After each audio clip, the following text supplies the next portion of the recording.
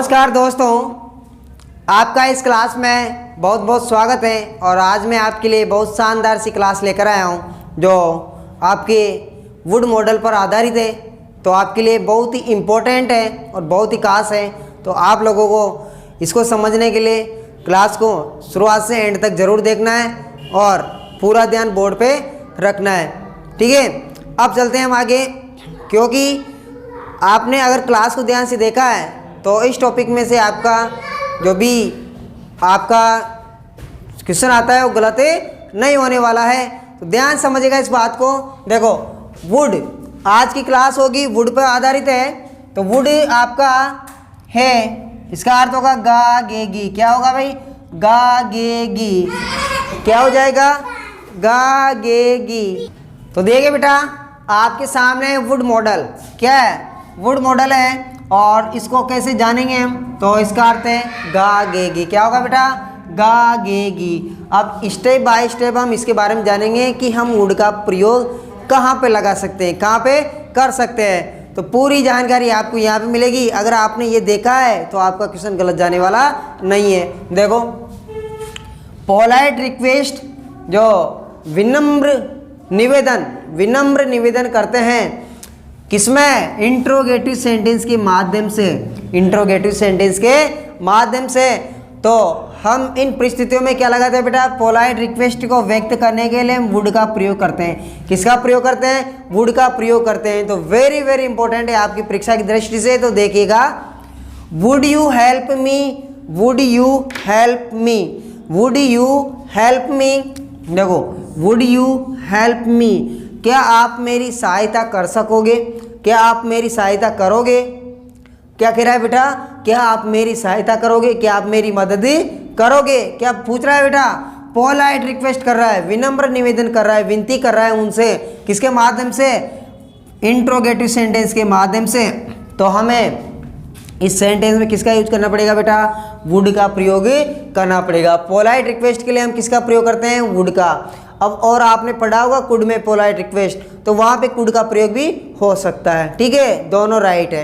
देखो, would anyone help this old man. तो देखो, क्या कोई उस वृद्ध व्यक्ति की सहायता करेगा? उस वृद्ध व्यक्ति की सहायता करेगा।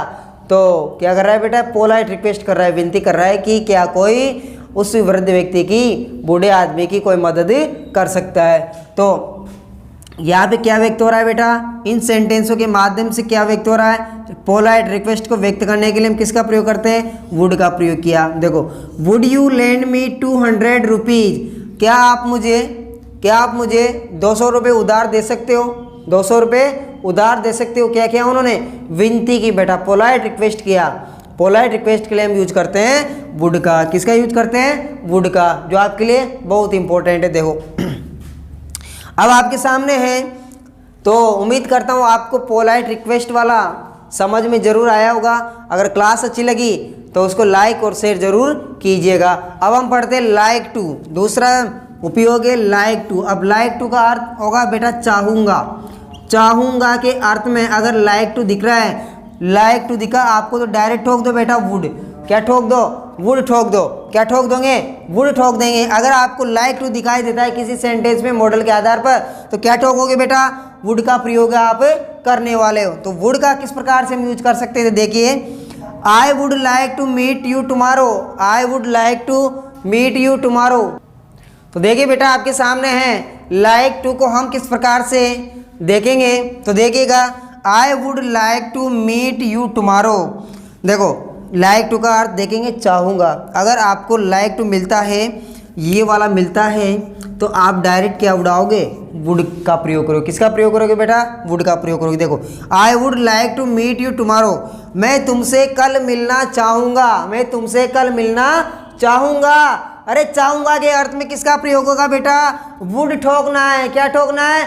वुड को लपेटे में लेना है। क्या लेना है? वुड को लपेटे में लेना है। देखो, आई वुड लाइक टू के अर्थ में किसको उड़ाया बेटा? वुड को उड़ाया। नाउ यूर नेम, मैं आपका नाम जानना चाहूँगा। क्या करेंगे बेटा? मैं आपका नाम जानना चाहूँगा। तो लाइक टू के अर्थ में किसका प्रयोग कर देंगे बेटा?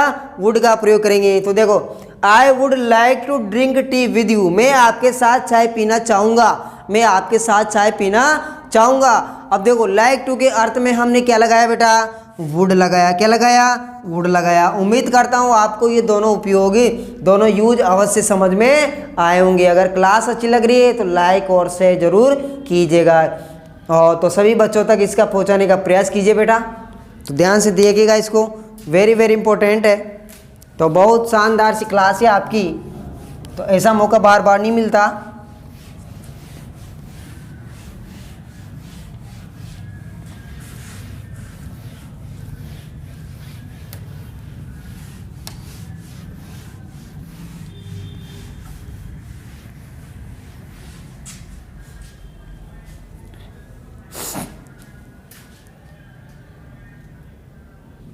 तो बेटा ध्यान से समझिएगा इस बात को।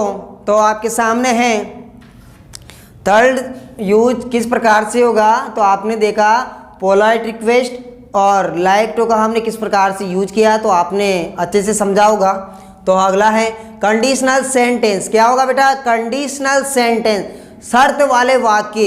अनरियल कंडीशन, अवास्तविक स्थिति, अवास्तविक स्थिति, न चाहते हुए भी वो ऐसा होना चाहता है। देखो If I were a bird, if I were a bird, I would fly in the sky। वो क्या कहना चाहता है कि यदि मैं एक पक्षी होता, यदि मैं एक पक्षी होता तो आसमान में जरूर उड़ता।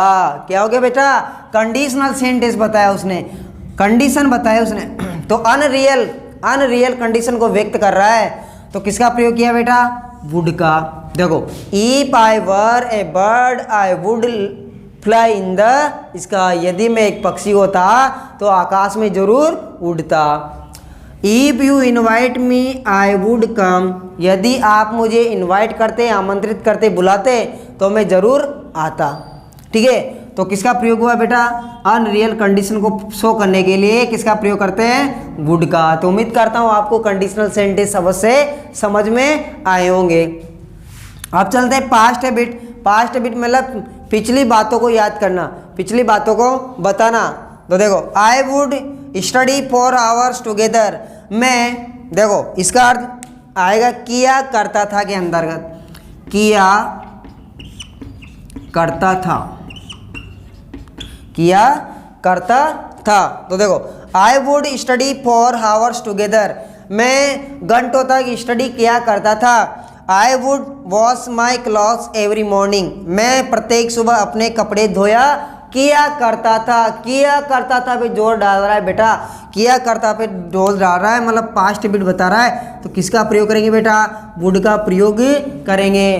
तो एक बार और देख सकते हो, conditional sentence unreal condition. If I were A bird I would fly in the sky, यदि मैं एक पक्षी होता तो क्या करता, आकाश में जरूर उड़ता। If you invite me I would come, यदि आप मुझे इन्वाइट करते तो मैं जरूर आता। तो किसका यूज हुआ बेटा, का वुड का यूज हुआ। पास्ट हैबिट को व्यक्त किया मतलब किया करता था के अर्थ में। देखो I would study 4 hours together, मैं घंटों तक स्टडी अध्ययन किया करता था। I would wash my clothes every morning, मैं प्रत्येक सुबह मतलब रोजाना सुबह क्या करता था, अपने कपड़े धोया किया करता था।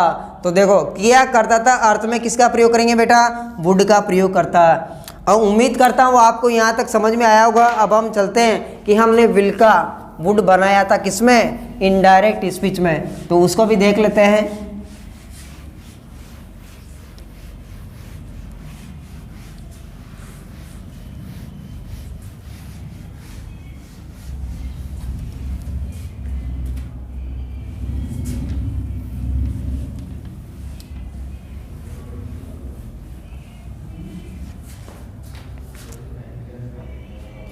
तो ध्यान समझेगा बेटा। अगला है इनडायरेक्ट स्पीच में। इनडायरेक्ट स्पीच में हम किसका प्रयोग करेंगे बेटा, विल का वुड बना देते थे, बनाया था ना हमने जब इनडायरेक्ट पढ़े थे। तो इनडायरेक्ट स्पीच में किसका यूज किया था बेटा, हमने वुड का यूज किया था। जैसे देखो आप, He said I will go to school. तो यहाँ देखना आप कि हमने विल का वुड बनाया था किसमें, डायरेक्ट से इनडायरेक्ट बनाते वक्त हमने क्या किया था, वुड किया था। तो वुड के तौर पर हम इनडायरेक्ट स्पीच में भी किसका प्रयोग करते हैं, वुड का प्रयोग करते हैं। देखो ही का क्या हुआ, ही सेड का सेड, कोमा टेकी बेटा क्या आएगा, देट आएगा। अब ये कौन है, फर्स्ट पर्सन, बोलने वाला कौन है, ही। अब विल का क्या हो जाएगा बेटा, वुड हो जाएगा। गो टू स्कूल, इस टाइप से हमने वहाँ पे चेंज किया था। तो उम्मीद करता हूँ आपको ये सभी पांचों जो भी उपयोग थे आपको प्रयोग समझ में आए होंगे। तो उम्मीद करता हूँ आपको क्लास अच्छी लगी होगी। तो आपको क्लास कैसी लगी उसका सुझाव आपको कमेंट बॉक्स में देना है। अगर कोई डाउट है तो आप उसको ज़रूर से ज़रूर पूछ सकते हो, आपको इसका रिप्लाई ज़रूर मिलेगा। क्लास को देखने के लिए बहुत बहुत धन्यवाद। सभी को राम राम, राधे राधे।